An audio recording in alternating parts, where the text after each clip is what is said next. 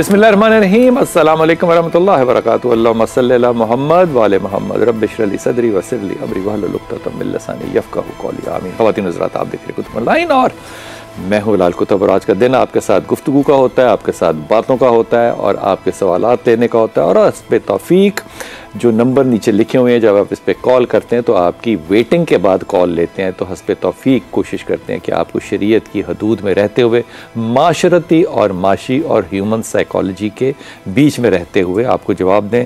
हमेशा की तरह इंतहाई मोहतरम अल्लामा करामत अब्बास हैदरी साहब, अस्सलाम वालेकुम सर, खैरियत से? हजूर, एक स्कॉलर्स लेने से पहले एक गुफ्तगू अपनी दिल की पहले भड़ास निकाल लूँ। भड़ास कहना ठीक है, बुरा लफ्ज़ तो नहीं है ना। वो एक ज़माना था कि देखिए कितनी अजीब बात है, ये बात मैं अपने दिल की अथर गहराइयों से कह रहा हूँ कि मौलाना मदूदी साहब को यौम वफ़ात गुजरा है, किसी को पता नहीं चला। किसी ने कोई आर्टिकल, कोई कॉलम लिखा हो, कोई टिकर चला हो। मौलाना साहब बेचारे, मैं कहता हूँ ऑनेस्टली, मौलाना मदूदी साहब का जो लिटरेचर है, लिटरेचर से मुराद होती है एक तो कुरान है, हदीस उसका लिटरेचर है, फिर तफसीर जो होता है वो लिटरेचर होता है रिलीजन का। तो ये लिटरेचर जो उन्होंने कंट्रीब्यूट किया है, चाहे वो खिलाफत और मलूकियत में हो, चाहे वो फ़हमुल कुरान के अंदर हो, अनपैरेलल है। डॉक्टर इसरार साहब का जो ज़माना गुजरा उसमें तो खैर हमने बड़ी जिद्दोजहद के साथ उनकी शफ़क़त हासिल की, अनपैरेलल है। तालिब जौहरी साहब कराची में, अल्लाह ताला उनको करवर जन्नत नसीब करे, जुमला बनाने का एक आयत को, मुझे तालिब जौहरी की ज़िंदगी में अंदाज़ा हुआ इस बात का कि आलिम किसे कहना चाहिए। हम सारे कहते हैं ना हम जनाब वारसीन है, ये वारस कौन है? वारस ये है, अब गौर कीजिएगा ज़रा, इसको सुनिएगा कभी तालिब जौहरी साहब को या डॉक्टर इसरार अहमद साहब को। वो एक आयत उठाते हैं कुरान की, फ़र्ज़ कीजिए पहले पारे में से कहीं से भी, और उसके बाद वो बात करते हैं, 29-30 दिन गुजर जाते हैं, फिर वो 27वें पारे में जब पहुंचती हैं तो दूसरी आयत उठाते हैं और उसको वो पहले वाले पारे की उस आयत से जोड़ के उसका एक मंतकी जवाब जो है वो इस माशरे के लिए पैदा करते हैं। ये वो लोग होते हैं जिनसे पता चलता है कि माशरा कैसे तश्कील पा रहा है। मिसाल के तौर पर जिस ज़माने में अमीर अनीस हुआ करते थे, दुबीर हुआ करते थे, वो जो मरसिया नगारी होती थी, आप सोचिए कि वो मरसिया नगारी ना होती तो आज गम गुजारी जो है उसका अंदाज बिल्कुल मुख्तलिफ होता। इन लोगों ने कितना कंट्रीब्यूट किया। जब अदब माशरे से निकल जाए तो फिर मज़हब किस तरह का रंग लेता है वो आपके सामने है, और ये मैं बड़े दुखी दिल से कह रहा हूँ। लेकिन गौर कीजिएगा कि जब आपने मरसिया पढ़ना हो, आपने सोज़खानी करनी हो, तो फिर मजाज भी वैसा पैदा होता है, और फिर उस मजाज के वैसा पैदा होने के बाद आपका कल्चर जो है वो भी उसी डोमेन में, उसी इस्तिलाह के अंदर जो है वो आगे परवान चढ़ता है। मिसाल, हमने अभी रिसेंटली जो अरबाइन का सफ़र देखा, अरबाइन के सफ़र के अंदर अगर करोड़ नहीं कहता कोई ना, एतराज़ ना करे, चले लाखों तो बात कर लेना, लोग होते हैं। ये लोग सफ़र करते हैं नजफ़ से लेके करबला तक पैदल। ये तकरीबन सफ़र इतना है जितना लाहौर से कसूर तक का है, तकरीबन इतना है, और इसको 3 शबों में और तकरीबन 4 दिनों में लोग पैदल तय करते हैं। हो सकता है किसी का ख्याल हो कि ये बड़ा लंबा सफ़र होता है, लेकिन यकीन कीजिए, अगर मैं गलत कह रहा हूँ तो आपने मुझे दुरुस्त करना है, ये बाकायदा एक सेलिब्रेशन है। आपने ज़िंदगी में अपनी बीवी से कभी खिदमत नहीं इतनी कराई होगी जितनी कि वो वहाँ पे लोग करते हैं। इस सफ़र का फ़लसफ़ा क्या है, इस सफ़र का मतलब क्या है, इस सफ़र से हासिल क्या है? कॉलर से बात कर लूँ फिर आपको लेता हूँ इस बात पे। जी अस्सलाम वालेकुम कॉलर। जी अनम बेटा, जी अनम। अस्सलाम वालेकुम। हेलो। वालेकुम सलाम। जी मेरा बेटा। हेलो। जी अनम, आवाज़ आ रही बेटे? हेलो अनम, आपकी आवाज़ आ रही है बेटा मुझे?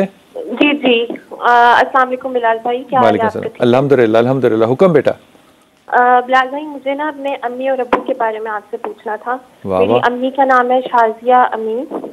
उनको हार्ट की प्रॉब्लम है और उनको उनके जो वाल्व है वो उनमें लीकेज थी, तो उनकी एक पहले वॉल्व में लीकेज थी, तो उनका हमने ओपन हार्ट सर्जरी भी करवाई थी आज से 4-5 साल पहले।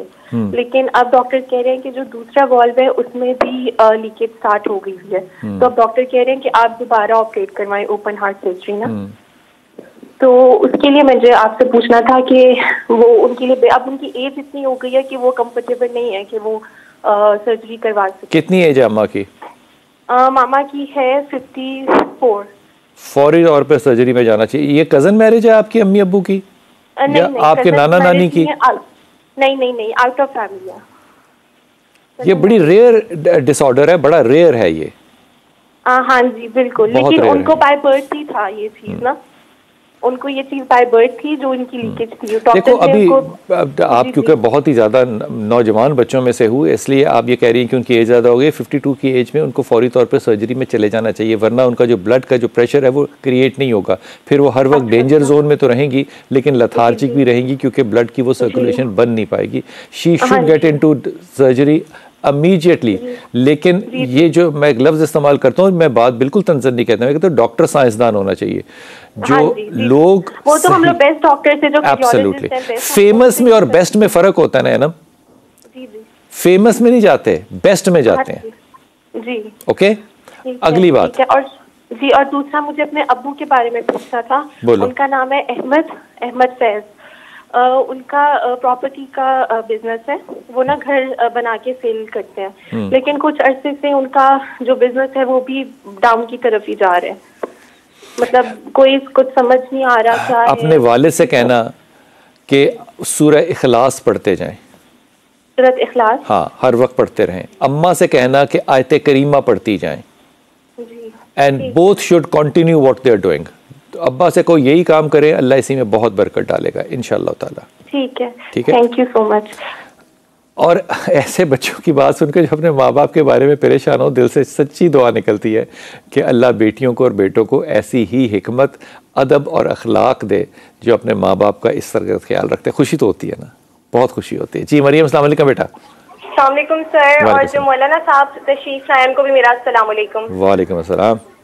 सर मैंने आपसे कुछ अर्सा पहले वो कांटेक्ट किया था कि मैंने पेपर्स दिए हैं, तो उसके बारे में मैंने आपसे एडवाइस ली थी। तो अल्हम्दुलिल्लाह मेरा रिजल्ट आ गया है। तो मेरे जो हैदराबाद के दोनों APS कॉलेजेस हैं उनमें overall highest marks and percentage आई है।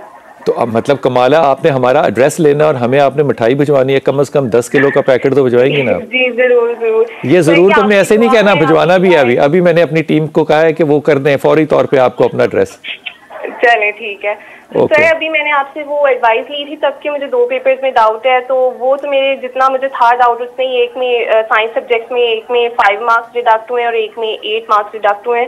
तो उनका तो मैं दोबारा पेपर दे रही हूँ, लेकिन उर्दू में मैं एक्सपेक्ट कर रही थी कि मेरे ज्यादा मार्क्स आ जाएंगे, पर काफी डिडक्शन हुई है। तो I have got 84 out of 100 और इंग्लिश में 91 आउट ऑफ 100। तो मुझे आपसे ये एडवाइस लेनी थी कि मैं इन दोनों पेपर्स को भी दोबारा कंसिडर करूँ, और साथ में सर आप थोड़ी रहनुमाई फरमाइएगा कि अब जैसे सेकेंड ईयर की क्लासेस स्टार्ट हो गई हैं, इसके बाद मुझे किसी मेडिकल यूनिवर्सिटी में एडमिशन लेना है। तो मेरी ये है कि मेरे वालिदैन पे इसका बर्डन ना पड़े, तो मैं अपने मेरिट की बेस पे जो है आगे जाऊँ। तो आप मुझे बताएं कि ऐसी कौन सी यूनिवर्सिटीज़ हैं या कौन से मेडिकल कॉलेजेस हैं जहाँ मैं स्कॉलरशिप पे जा सकती हूँ। और साथ में वैसे तो मुझे आर्मी मेडिकल कॉलेज रावलपिंडी में जो है बहुत शौक है कि मैं फौज को कमीशन एम्प्लॉय ज्वाइन करूँ। तो आप मुझे मेरी रहनुमाई फरमाएं और साथ में मुझे और मेरे मरियम, मेरे लिए तो तुमने कुछ छोड़ा ही नहीं है, तुमने सारे सवालों का जवाब खुद ही दे दिया।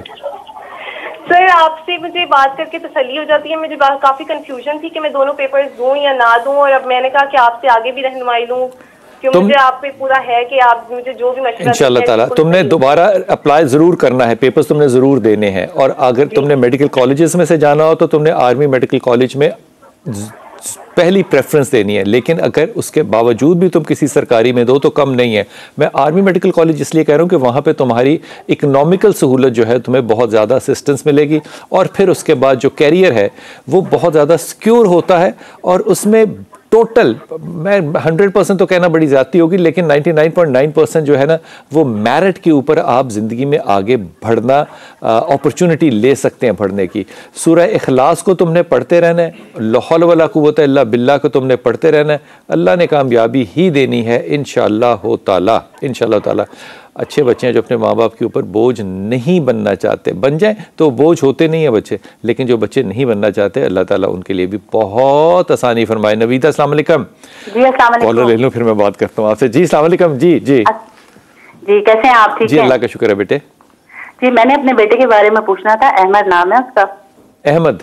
जी जी अहमद। अच्छा, उसकी एक तो हर चीज में रुकावट है, कोई भी हम अहमद की उम्र कितनी है? हर काम में रुकावट है। जी अहमद की उम्र कितनी है? 29। उसकी किस चीज में क्या रुकावट है, कोई एक मिसाल देना। जब से उससे वो है तो हाफिज कुरान है, लेकिन ये है कि वो नमाज की तरफ आता है, ना वो पढ़ाई की तरफ आता है, ना उसको किसी भी चीज का कहते हैं तो वो कोई भी बात हमारी नहीं मानता। कि कितने साल तक हाफिज बनता रहा? किस उम्र में हाफिज बना? ये इसको 12 साल तो हो गए हैं ये हिफ्ज किए हुए। तो ये हाफिज बनने के दरमियान, हिफ्ज करने के दरमियान स्कूल नहीं गया? जी स्कूल गया है, उसने किया है, BA किया है, लेकिन उस तरीके से अभी जॉब कर रहा है उसमें फैसल बैंक में।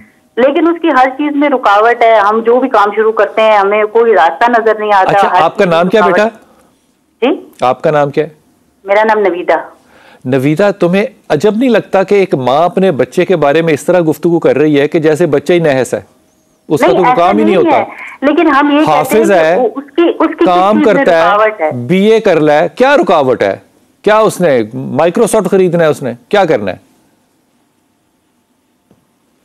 नवीदा, बड़ी अजीब सी बात है कि आप अपनी ख्वाहिशात के ऊपर बच्चों को कंडेम जब करें ना, तो ये इंतहाई ज्यादती की। आपकी उम्मीद हो सकता है कि आप समझती हो कि अहमद की जगह आपके यहाँ बिल गेट्स पैदा होना चाहिए था, लेकिन वो नहीं हुआ, तो अहमद को अहमद ही रहने देना, बिल गेट्स तो नहीं बनाना। हाफिज बन गया वो, अब इसका भी शुक्र अदा करो तो सारी जिंदगी अब नहीं हो सकता। नौकरी कर रहा है वो, BA कर लिया उसने फैसल बैंक में, अल्हम्दुलिल्लाह। अब 29 साल का वो हो गया, आगे उसकी शादी का प्लान करो। अब ये ना कहना कि शादी में रुकावट है। रुकावटें क्यों डालते हो? अपने मुंह से इस तरह की बातें क्यों निकालते हो? बातों पे पकड़ होती है। अब ये नहीं अगला दुमला तुमने कहना कि जी बात तो मैंने कर दी, नीयत मेरी नहीं थी। नीयत का फैसला होना है रोजे क़यामत। दुनिया में फैसला होना है जो लफ्ज इस्तेमाल करते हो। गाली दे के इंसान ये नहीं कह सकता कि जी मेरा मतलब तो आपको गाली देने का नहीं था। बद्दुआ दे के आप ये नहीं कह सकते मेरा मतलब आपको बद्दुआ देने का नहीं था। इसलिए लहजों को बहुत नरम और बाबरकत रखने की कोशिश करते हैं। यह समझ में आती है बात? अब समझ की बात जो है वो समझ में कैसे पड़ेगी? माफी के साथ पहले आप इस पे कमेंट करते हैं, मैं सही कह रहा हूं मैं गलत कह रहा हूं, मुझे पहले थोड़ी सी तफसीर मेरी कर दें। आप बिल्कुल सही फरमा रहे हैं। आपने बात पूछी थी, मैं उस तरफ जी बिल्कुल कि ये सफर जो है, ये सफर क्या है? इसका जवाब अल्लाह ने कुरान में दिया। ना करें जी, क्या बात है। हल जज़ाउल एहसान इल्लल एहसान, वाह, एहसान का बदला एहसान है।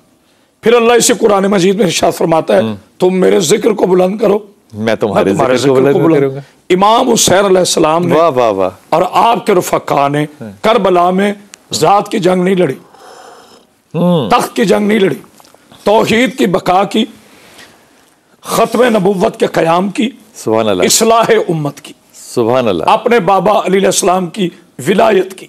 यह मकसद करबला था। आज उस हुसैन इब्ने अली ने, सिर्फ एक सेकंड लूंगा जी जी, प्यासा रहा अपने अल्लाह की खातिर। आज जगह जगह शिया सुन्नी हर चीज से हटकर हर बंदा उसकी सबील लगा रहा है। ये उस प्यास का सदका। क्या इमाम हुसैन ने कहा, मेरे अल्लाह मैं आपकी खातिर वतन छोड़ रहा हूं। अल्लाह ने फरमाया, मेरे हबीब के हुसैन, तूने मेरी खातिर वतन छोड़ा है, मैं अपने घर के साथ तेरे घर भी बनवाऊंगा। वाह, आज सफरे करबला सफरे इश्क है। तौहीद अपने घर छोड़ के जा रहे हैं, तौहीद की तरफ जाने वाला रास्ता है। नबी पाक सल्लल्लाहु अलैहि वसल्लम की इश्क की वो हसीन दास्तां है कि किसी ने रसूल अल्लाह पे माल दिया। सहाबा इकराम रिज़वानुल्लाह अजमईन की जिंदगियों पर हमें फख्र है, उन्होंने अपने नबी पर सब कुछ लुटा दिया। हुसैन वो शहजादा है जिसने अपने रसूल पर बेटे लुटा दिए।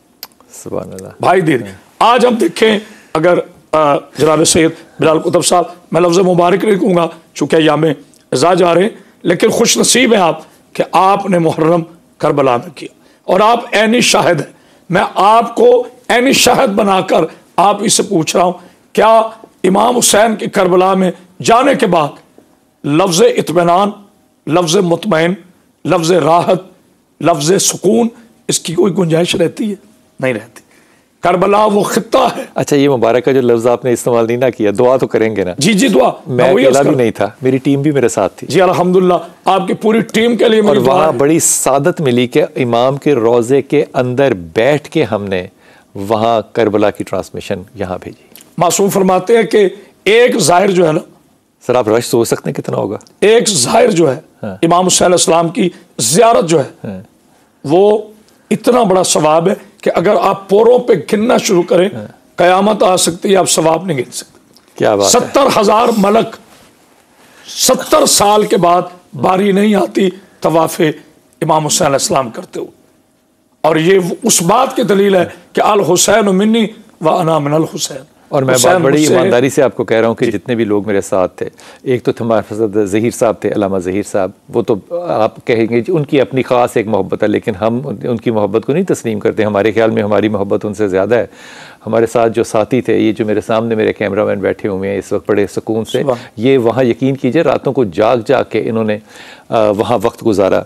और जितनी मेरे ख्याल में इनपुट इन लोगों ने की, वो प्रोफेशनलिज्म अपनी जगह है, लेकिन उस प्रोफेशनलिज्म में जो मोहब्बत अहले बैत है, मेरे ख्याल में अल्लाह ताला की ये ख़ास सादत है जो कि हमने हासिल की। लेकिन हमने इसमें एक और बात भी, और ये मेरे सारे भाई जो हैं ये इस बात के गवाह हैं कि रश का इंतहा होना एक अलग बात है, लेकिन वो जो डिसिप्लिन है वो भी इंतहा का है।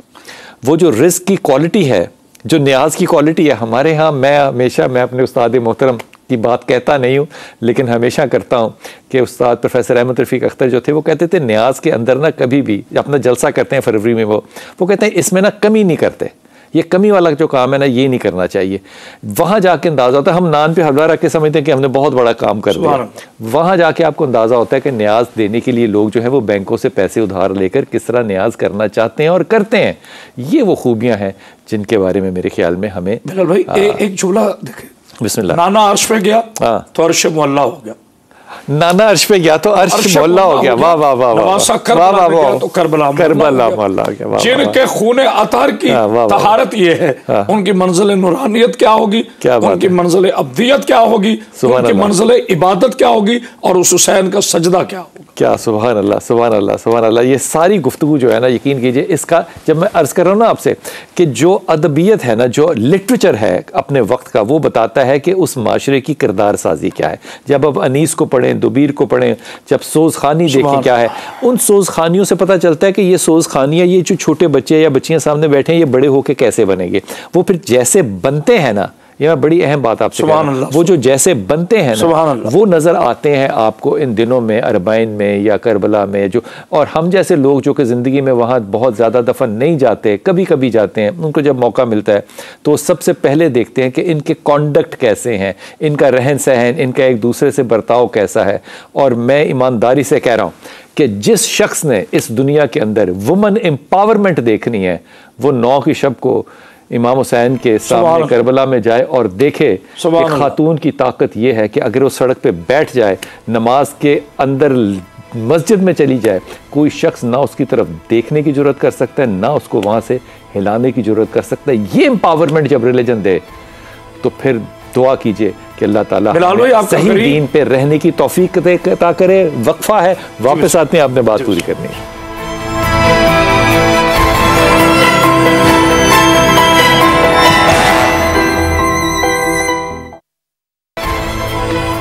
बिस्मिल्लाहिर्रहमानिर्रहीम। बहुत से कॉलेज जब ये कॉल करते हैं और वो पूछते हैं तो उनको कभी कभी ये भी प्रॉब्लम तो नहीं होता, कभी कभी ये एहसास होता है कि मैं सख्त बात करता हूँ, जैसे कि मेरी बच्ची अभी कॉल कर रही थी अपने बेटे के बारे में कि उसकी रुकावटें बड़ी हैं। नहीं, ये जब मैं आपसे बात कह रहा हूँ ना, तो इस बात को सुलझे हुए तरीके से समझा करें कि आप अपनी ज़ात को आगे रख के कभी भी किसी सूरत में अपनी औलाद के लिए, किसी के लिए भी, औलाद को भी छोड़ दें, किसी के लिए भी आप ऐसे जुमले नहीं इस्तेमाल कर सकते जिसमें कि बदगुमानी हो।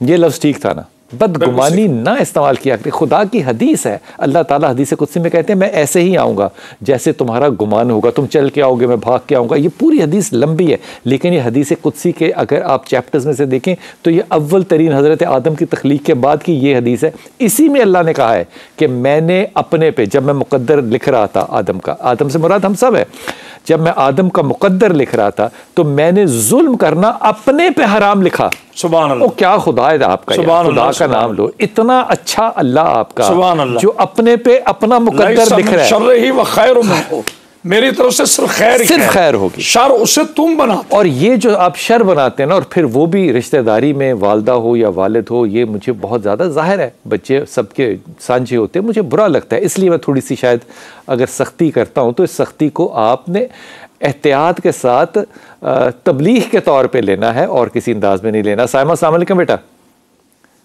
जी साइमा जी, वालेकुम अस्सलाम। लाल भाई कैसे हैं? मैं बिल्कुल ठीक हूँ मेरी पुत्र, आप कैसी है? जी मैं भी ठीक हूँ। कल भी मैंने कॉल की थी, कॉल ड्रॉप हो गई थी। ओहो, चोट तो नहीं लगी? नहीं, मेरा नाम साइमा है और अम्मी का नाम है शहनाज। है? मेरा नाम साइमा और मेरी अम्मी का नाम है शहनाज। ओके शहनाज, ठीक। वो कल मैंने बताया था ना कि पिछले 12-13 साल से मेरी तबीयत ठीक नहीं है, और आपने एक सखर और लाहौर के किसी डॉक्टर का बताया था हॉस्पिटल का, वो समझ में नहीं आ रही थी बात। आपकी तबीयत ठीक नहीं है? जी जी, मैं बीमार रहती हूँ। मैंने आपको क्या साइमा, क्या बीमार हैं आप? जी शुरू शुरू में ये होता था कि चलने फिरने में मुश्किल होती थी, जैसे सीढ़ियाँ वगैरह नहीं चढ़ी जाती थी, यहाँ से शुरू हुआ था। आप जो बात कर रही हैं वो ये बात कर रही हैं कि आपके जो मसल्स हैं वो वीक होते चले जा रहे हैं, वही है ना आप? जी जी बिल्कुल ठीक है। और मैंने आपसे कहा था कि मुझे याद नहीं आ रहा कि आप कौन सी वाली बात कर रही हैं। अब याद आ गया? मैं इस वक्त फ़ोन में देख रहा हूँ, बदतमीज़ी के लिए नहीं, मैंने आपके लिए ना वो तस्वीर खींची थी जिसमें कि मैं आपको बताना चाहता हूँ कि आपको इशू है क्या। हाँ, अब अल्लाह करे वो मिल जाए। अब ये भी तो मेरी बड़ी काबिलियत है ना कि मैं जब चीज़ रखूँगा तो वो मुझे मिलेगी नहीं। ये जो आप जिस चीज़ की बात कर रही है ना, इसके लिए स्टेम सेल थेरेपी है, स्टेम सेल थेरेपी है। और इसको करने के अदारे जो हैं वो लाहौर में भी शायद हों, लेकिन इस्लामाबाद में है। ये स्पाइनल समथिंग डिसऑर्डर होता है जो कि बाय बर्थ होता है, और आहिस्ता आहिस्ता स्पाइन के प्रेशर की वजह से मसल जो है वो वीक होते चले जाते हैं।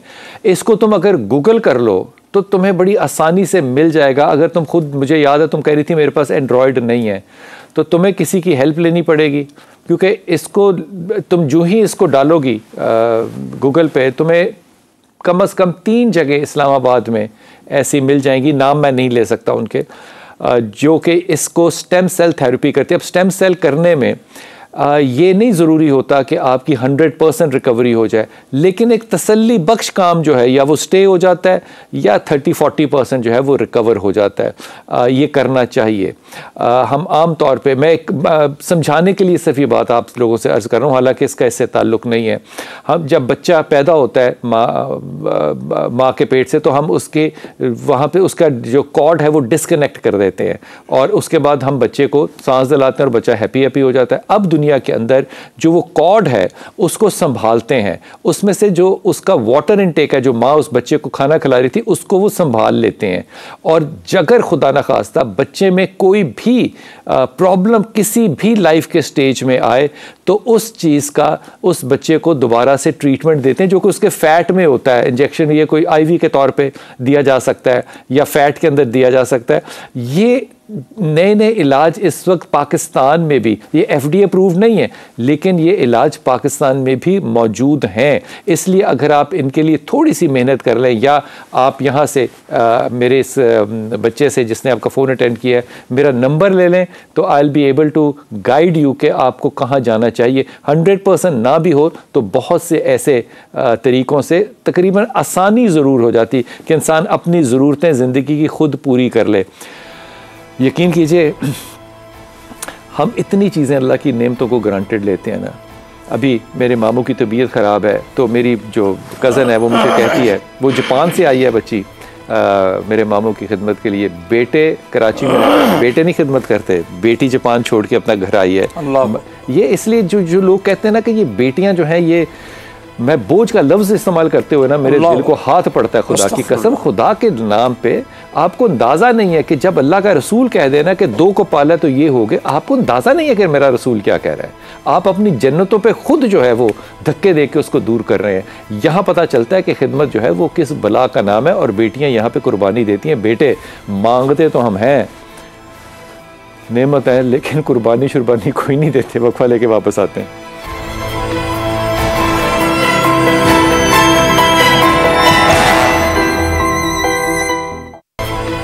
बिस्मिल्लाहिर्रहमानिर्रहीम। करामत भाई की मैं बात को आगे बढ़ाते हुए, करामत भाई ये जो जुमला आपने कहा ना, ये मेरे दिल में बैठ गया। वो जो सारी सुन्नतें आप रसूल पाक सल्लल्लाहु अलैहि वसल्लम की मानते हैं, माननी भी चाहिए, करनी है करनी भी चाहिए, समझनी है समझनी भी चाहिए, वो ज़ाहरी है ज़ाहरी भी करनी चाहिए, जो बातनी है बातनी भी करनी चाहिए। लेकिन करामत भाई ने भी एक जुमला कहा, करामत भाई अपना जुमला ज़रा खुद सुनाइए। जी, अल्लाह आपको सलामत रखे। आपने बेटी की अजमत के बारे में बात की तो मैं अर्ज़ कर रहा था कि खुदा की रहमत मुजस्सम हो जाए तो वो बेटी बनती। खुदा की रहमत मुजस्सम हो जाए, जिस्म इख्तियार कर तो वो बेटी कहलाती है। ना कुछ मांगने वाले मेरे आका रसूलुल्लाह ने नमाज शब में ज़हरा मांगी। हाय हाय, आप यकीन करें बिलाल भाई, आप मुझे फरमा रहे थे कि मैं जज्बाती हो जाऊंगा। सरकार इमाम हुसैन अलैहिस्सलाम का हमें इरशाद मिलता है, मौला फरमाते हैं कि मुझे उस घर में सुकून नहीं मिलता जिसमें मेरी बेटी ना हो, और मैं अपने सीने को गैर महसूस करता हूँ सकीना के बगैर। हाय हाय, इतनी बड़ी रहमत है ये बेटियाँ। आप कभी प्रैक्टिकल, मेरे मुअज़्ज़ज़ सुनने वालों, मेरी बेटियों मेरी बहनों, प्रैक्टिकल कीजिएगा। बेटे को झिड़की देना, वो आगे से खड़ा होता है तो वो थोड़ा सा स्टैंड लेता है। बेटी को आप झिड़की देना तो वो पीछे मुड़ मुड़ के देखती है, मेरा बाबा मुझे कब बुलाए। यानी, और बेटी की हल्की सी नाराजगी में इतना प्यार होता है, इतना प्यार होता है कि दुनिया का कोई फलसफी ये फलसफा बयान नहीं कर सकता। अगर किसी को सुन्नत सीखनी है ना, बाकी सारी सुन्नतें ज़रूर करें जो सुन्नत नबी की अपनी बेटी से है, मोहब्बत की, सुभान, तरबियत की, अकीदत की। अल्लाह, जाते दुआ लेना, आते दुआ देना। जब सरकार सफर से वापस आते थे सबसे पहले दरे बतूल पे आते। जब जाने लगते सैयदा को मिलके जा। अच्छा, फिर मेरा दिल ये चाहता है कि मैं जुमला जरूर कहूं कि हम भी सुन्नतों को ना अपने वारे के मुताबिक लेते हैं। बिल्कुल सही फरमा रहे हैं। ये खुदा के वास्ते ये तरबियत गाह जो सुन्नत है ना, इसके ऊपर भी सोचना उलमा को भी चाहिए। जी अस्सलाम वालेकुम बेटा। अस्सलाम वालेकुम। जी वालेकुम सलाम। कैसे हैं बिलाल भाई? अल्लाह के करम मेरी बेटी, हुक्म। अच्छा बिलाल भाई, मैंने ना आपसे पूछना था कि मेरे ना ये साल के अंदर अंदर मेरी 3 बाइक चोरी हो गई है ना, मेरे बेटे की, मेरे मियाँ की। 3 बाइक्स चोरी हो गई हैं? 3 बाइक साल के अंदर अंदर। फिर मेरा फोन चोरी हो गया, फिर मेरे पैसे चोरी हो गए और टेंशन सी रहती है। तो ओए कराची में रहते हैं आप? जी मैं नेवर कॉलोनी में रहती हूँ। कराची हुआ ना? जी कराची में नेवर कॉलोनी के अंदर रहती हूँ। वहाँ से भी चोरी हो गई? 2 तो बाहर से हुई हैं, तो एक अंदर से ही, नेवी के अंदर से ही चोरी हो गई है। तो वहाँ पे सिक्योरिटी कैमरा या कुछ ऐसी बात नहीं है? वो अभी तक तो फिलहाल लगे हुए हैं कोशिश में, लेकिन नहीं अभी तक कुछ भी नहीं ना। शाम तक वो कह रहे करेंगे, हमने तो अपनी तरफ से सारा कर दिया प्रोसेस। दाएं बाएं हमसायों की भी चोरी हुई? नहीं किसी की भी नहीं, सिर्फ हमारी चोरी हुई है। वहाँ पे सारे बाहर ही रखते हैं, तो किसी की भी नहीं, सिर्फ हमारी हुई है। 2 तो बाहर से हुई है, एक शॉपिंग मॉल के बाहर से और दूसरी क्लिफ्टन से। लेकिन जो तीसरी हुई है वो ये अंदर से ही हुई है। अभी बाकी सब चीज उधर ही थी हमारी। अच्छा फरा, मुझे ये बताओ कि अब मेरे से आपका सवाल क्या होगा, मैंने क्या करना? आपके सवाल ये है कि एक तो परेशानियां बहुत है और दूसरा नंबर ये कि चोरियां ना होती जा रही हैं, तो मैं टेंशन में हूँ। मुझे कोई ऐसा वजीफा बताएं। अच्छा, जब ये चोरियां नहीं हो रही थी तो तुम्हें दुनिया की कोई टेंशन नहीं थी? नहीं तो इतनी नहीं थी ना, अब ज्यादा हुई हैं। अब ज्यादा हो गई हैं। अच्छा, 2 ही चीजें हो सकती हैं फरा इस मामले में। एक तो ये सहूलतकारी का जवाब हो सकता है कि कोई जिन, कोई नज़र, कोई भूत ऐसा है जो कि आपके पीछे पड़ गया हुआ है, जो कि बिल्कुल ही नामाकूल किस्म की मेरी दानश्वरी होगी। अल्लाह ताला पता है क्या कहता है? खुदा कहता है कि माल के अंदर बरकत पता है किससे पड़ेगी? खैरात से, ज़कात से, सदकात से बलाएं टलती हैं। अब मैं ये बात जो है ये मैं आम तौर पे ना अब बहुत कम कहता हूँ और बहुत ही मौका देख के कहता हूँ, क्योंकि मैंने एक बहुत ही ज़्यादा ताकतवर ख़ानदान को जब ये बात कही तो उन्होंने कहा शाह जी ये ना मशवरा दें, हम बहुत करते हैं। अभी पिछले ईद पे हमने कॉटन का जोड़ा अपनी मुलाजमा को लेकर दिया, तो मैं उस बात के बाद रुक गया कि अगर एक जोड़ा लेकर देना जो है ये आपकी खैरात, ज़कात और सदका है, तो फिर अल्लाह ताला को अपना काम करने दे जो अल्लाह करता है। जब भी कोई नुकसान हो, जैसा कि आप फरमा रही है, घर से चोरी हुआ, बाहर से चोरी हुआ, बस एक काम करें, वो जो दुनियावी काम है वो छोड़ दें, वो तो करने हैं, वो तो करें, ज़रूर करें, अल्लाह करे कि रिकवरी हो, लेकिन अपने सदकात को बढ़ा देते हैं। शाह साहब मैं ठीक कह रहा हूँ? सदकात को बढ़ा देना चाहिए, बिल्कुल सही फरमा, ताकि अल्लाह ताला आपकी बलाओं को टाल दे। अगर वो बला मसाल के तौर पे अगर कोई मुश्किल वक्त मुकद्दर में लिखा भी हुआ है, तो पहले भी ये गुफ्तगू मैंने की कि अल्लाह ताला उसको सस्पेंड कर देता है, रोक देता है, वो हवा में मुअल्लक हो जाता है। मेरे अल्लाह के रहम का बहाना है कि उसने फरमाया कि तुम मेरे रिश्ते में सदका दो, मैं तुम्हारी आने वाली बलाओं को टाल देता। जब बंदे का एक जुमला कहना चाहता हूं, और ये तमाम मुअज़्ज़ज़ सुनने वालों के लिए आपके माशाल्लाह आप चुके वज़ाइफ भी बताते हैं, आप जितना शुक्र आसमान पे पहुंचाते जाएंगे, इतनी नेमतें आसमान से जमीन पर होती है। जितने शिकवे बढ़ाते जाएंगे इतने आपकी नेमतें सिमटती जाएंगी। बिल्कुल। और इसके लिए ख़ास तौर पे जो पढ़ना चाहिए वो इन्ना लिल्लाह व इन्ना इलैहि राजिऊन की तस्बीह 1000 दफ़ा पढ़ लो, एक दफ़ा फिर अल्लाह के ऊपर भरोसा छोड़ दो। ये भी आगे से कमेंट जो है ना, ये बहुत ही मुझे नामुनासिब लगता है और उम्र के हिस्से में मैं थोड़ा सा इस पर चिढ़ भी जाता हूँ कि ये नहीं कहना चाहिए कि जी 1.5 साल हो गया तस्बीह पढ़ते, फ़र्क तो पिया कोई नहीं।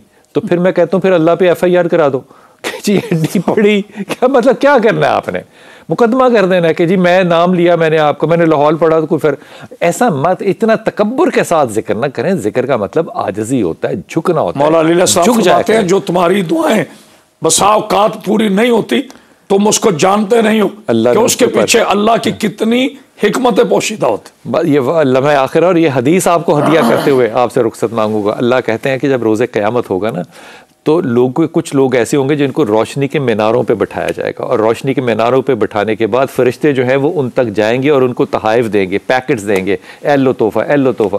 तो वहाँ पे भी हमारा सार्किज़म नहीं जाएगा। वहाँ हम अल्लाह से कहेंगे अल्लाह मियां ये तो अभी इंसाफ हुआ नहीं है, तो ये कौन से लाडले हैं जिनको कि ये चाह रहा है। अल्लाह कहेगा ये वो लोग हैं जिन्होंने दुआएं की दुनिया में, मैंने इनकी दुआएं पूरी नहीं की, अब मैं इनकी दुआओं का अजर इनको लौटा रहा हूँ। फिर लोग क्या कहेंगे, हाय हाय बंदे ने नहीं ठीक होना होता। अल्लाह को बंदे कहेंगे कि अब तू हमें वापस भेज, और हम दुआएं करेंगे और तुम हमारी दुआओं को ना कबूल करना। खुदा कहता है अपनी अजमत की कसम खा के कि मैं इनको भेजूं, ये देखने के बाद जाएंगे, ये दुनिया में फिर भी चाहेंगे कि मैं इनकी दुनिया के अंदर ही दुआएं कबूल करूं। अल्लाह आपको सलामती दे और सलामती बांटने की तौफीक अता फरमाए।